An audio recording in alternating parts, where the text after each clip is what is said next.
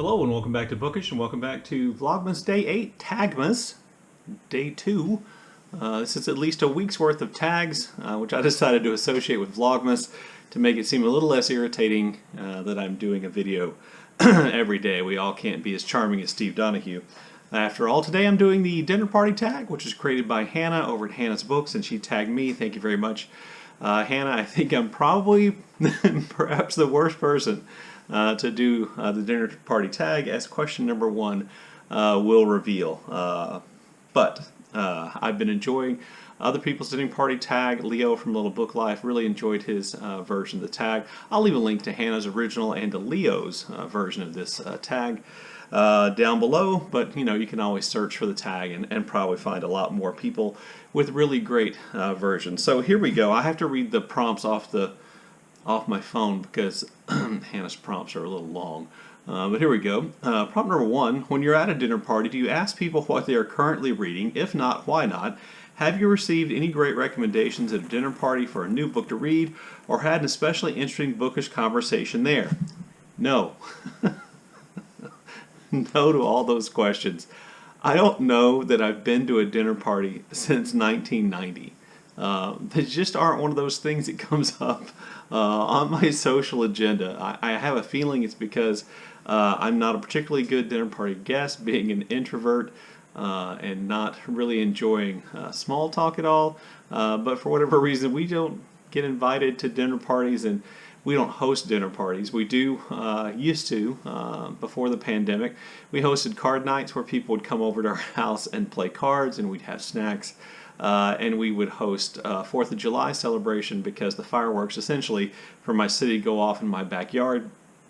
And people would come over for hamburgers and hot dogs. I'll get back to that again later. But dinner parties are not really something that's in my social realm. So my answer to all the questions for prompt number 1 is no. Prompt number 2, which authors, living or dead, would you invite to a dinner party? These invites can go out one at a time or in groups, so various authors would get to meet each other. I'm going to have all my authors come at once, and so here are the writers, the literary figures, is that what it is? The authors who I would invite. Toni Morrison, in part because having watched the documentary about Toni Morrison, I believe she's a really good cook. Dorothy Parker, because who would not want to have Dorothy Parker at a dinner party? I can't imagine a better dinner guest. No matter how sloppy drunk maybe she got, I still think she would be an incredibly entertaining person to have. I would invite James Baldwin because, well, have you ever heard James Baldwin speak or talk about something? And I have a feeling he and Toni Morrison could have really good conversations. I'd also invite the Colombian author, Gabriel Garcia Marquez, because he is in my opinion, a great storyteller, and we need great storytellers. I would invite Virginia Woolf because I think her relatively wry sense of humor would go over really well. And then I would also invite William Trevor, the Irish short story writer, who would probably be the most reserved and I think quiet person at the party, but I think his contributions would be great. By the way, there is no way I would ever open my mouth at this dinner party. I would be far too intimidated to say a word. I would just invite people over, try to make them feel comfortable. Hopefully they would like the food I cook, which I'll get to here in just a minute, and then count on the fact that I invited great storytellers and kind of warm people, I think, maybe not Virginia Woolf, but kind of warm people to carry the conversation so I can just sit back and listen. I left 2 off. I would also invite Robert Louis Stevenson because, you got to have a Scot at a party. And then Louise Erdrich, I also think would be just a great storyteller, and I'd really like to see the stories that she and Gabriel Garcia Marquez would tell one another about, their worlds and their experiences. So question number 3 is, which characters would you invite to a dinner party? And I'm going to actually just kind of skip question 3 because my answer really has more to do with question 7 on the list. So forgive me, Hannah, for skipping question 3, but I think hopefully it'll become clear why when I get to question 7. So question 4, have you ever wanted to invite a historical figure after reading a biography, an autobiography about that person? Who would it be?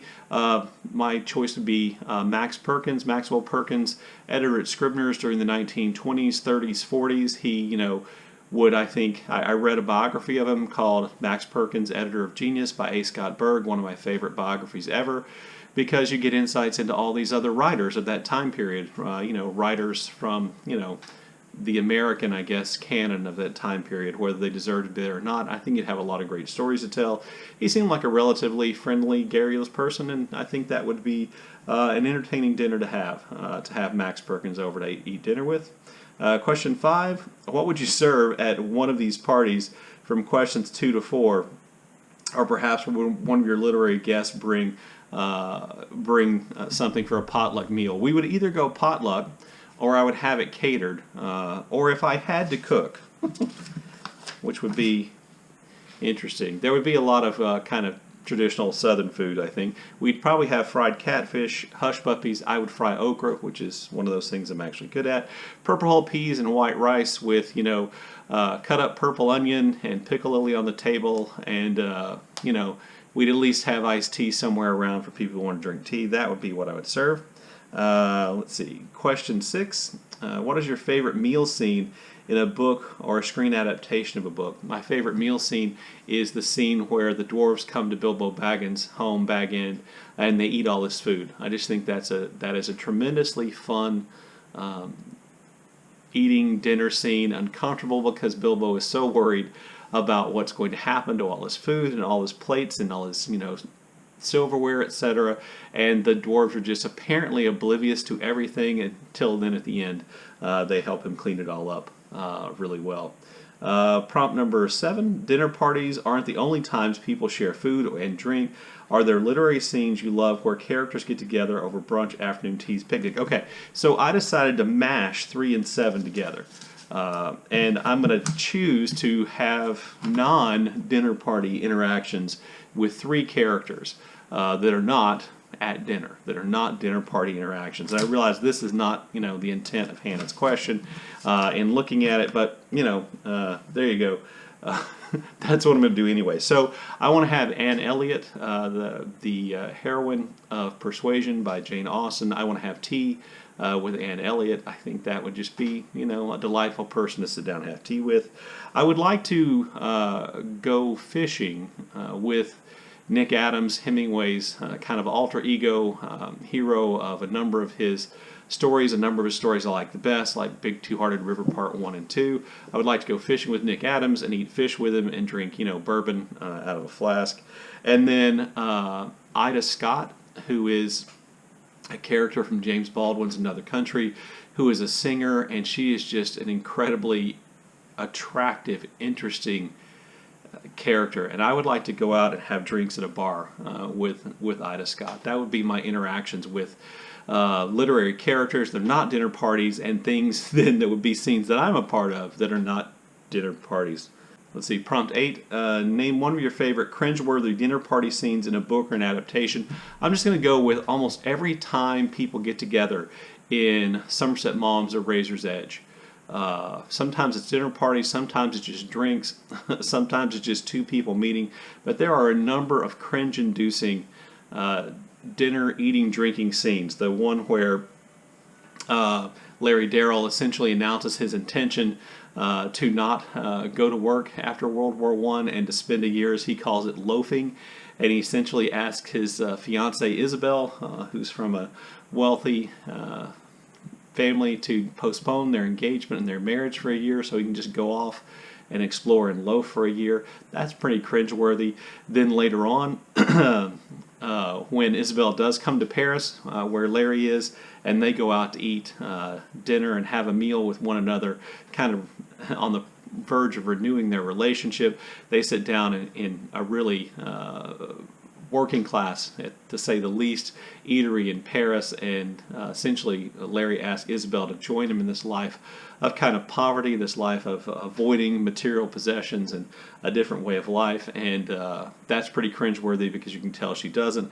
And then ultimately there's also a scene involving Larry Darrell and Isabel and Sophie, who Larry's decided to save and fall in love with, and then Isabel's husband, Gray, where they all get together, and there's a lot of bitterness between Isabel and Sophie, which ultimately results in Isabel saying a horrible thing, which leads to a tragedy. Those are all incredibly cringe-worthy dinner, eating, drinking scenes in Somerset Maugham's The Razor's Edge. Then prompt number 9, when the pandemic ends, what will you serve at your first dinner party or take your first potluck dinner? My first dinner party probably would be, again, we probably would get together for cards or dominoes, or maybe for the 4th of July, and I'd serve jalapeno poppers, which are essentially jalapeno peppers stuffed with cream cheese wrapped in bacon, which are delicious, chips and queso, if it's 4th of July, burgers and hot dogs. If not, maybe fish tacos. And then I have my wife make her delicious chocolate Texas sheet cake, which is really good. And then booktubers I would invite to my party. I'm going to do what Hannah did and just say, I'm going to invite all of you.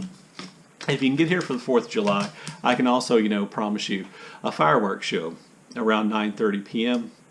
You can come, we play cards, we'll eat, I'll cook out, you can sit in the backyard, you can watch the fireworks, you can listen to the American music, you can celebrate, one of the most American events, or the most American event I think there is in the calendar year. Anyway, there you go, there's my altered Sorry Hannah version of the dinner party tag. I think Hannah tagged a lot of people. If you want to do this tag, please feel free to do so. Look forward to your comments in the comment section below, and as always, thank you for watching.